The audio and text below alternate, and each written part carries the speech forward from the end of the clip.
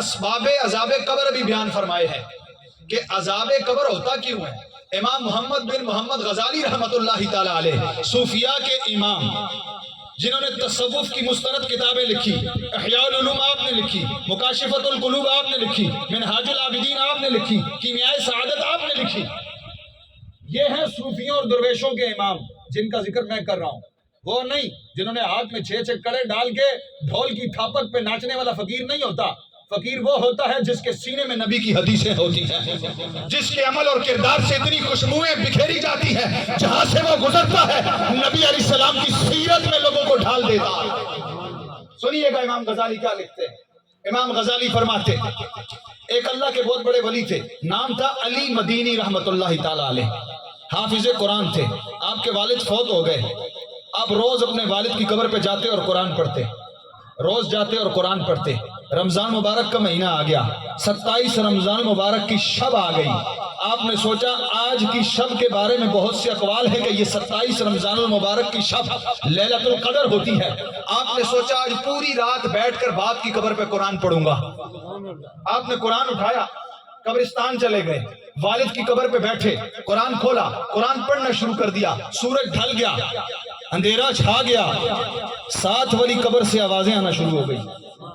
پہلے ہلکی ہوئی، پھر ذرا تیز ہو گئی، بڑی زور زور سے آوازیں آئی، پوری رات اس قبر سے آوازیں آتی رہی۔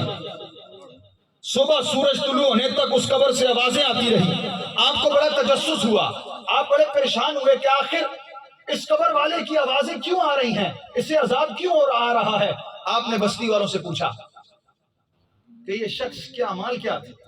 اب سنیے گا بستی والوں نے کیا کہا۔ بستی والوں نے کہا جناب یہ تو 5 وقت کا نمازی تھا، جماعت کے ساتھ نماز پڑھتا تھا، اور صرف فرض نماز نہیں تہجد گزار بھی تھا، اشراق اور چاشت بھی پڑھتا تھا، کوئی نماز یہ قضا نہیں کرتا، یہ تو بڑا نیک آدمی تھا۔ باقی آوازیں کیوں آ رہی ہیں یہ معاملہ ہمیں نہیں پتا، یہ معاملہ ہمیں، لیکن حضرت علی مدینی رحمت اللہ تعالی علیہ تجسس میں تھے کہ لوگ تو اس کی نیکی کی گواہیاں دے رہے ہیں، لوگ تو اس کی عبادت کی گواہیاں دے رہے ہیں، اس کی قبر سے آوازیں کیوں آتی؟ بڑے تجسس میں تھے۔ آپ نے کھوج لگائی کہ وجہ تو پتا چلے آخر وجہ کیا۔ بالآخر اس بستی کا ایک شخص ملا جو آگے کی بات بھی جانتا تھا۔ اس نے بتایا علی مدینی رحمت اللہ تعالی علیہ کو، فرمایا سنو نمازیں بھی پڑھتا تھا، عبادت گزار تھا، شب زندہ دار تھا، لیکن اس شخص کو اللہ نے بڑا مال و دولت دیا تھا، کئی ملکوں میں اس کا کاروبار پھیلا ہوا تھا، اولاد اس کی کوئی نہیں تھی۔ اس نے سوچا کہ سارا پیسہ فکس کروا دیتا ہوں، ایسی جگہ جمع کرا دیتا ہوں کہ کاروبار کے لیے کوشش نہ کرنی پڑے، سود لگتا رہے، گھر بیٹھے پیسے آتے رہیں۔ اس نے یہ کام کر دیا۔ اس کام کی وجہ سے شاید آوازیں آ رہی ہو۔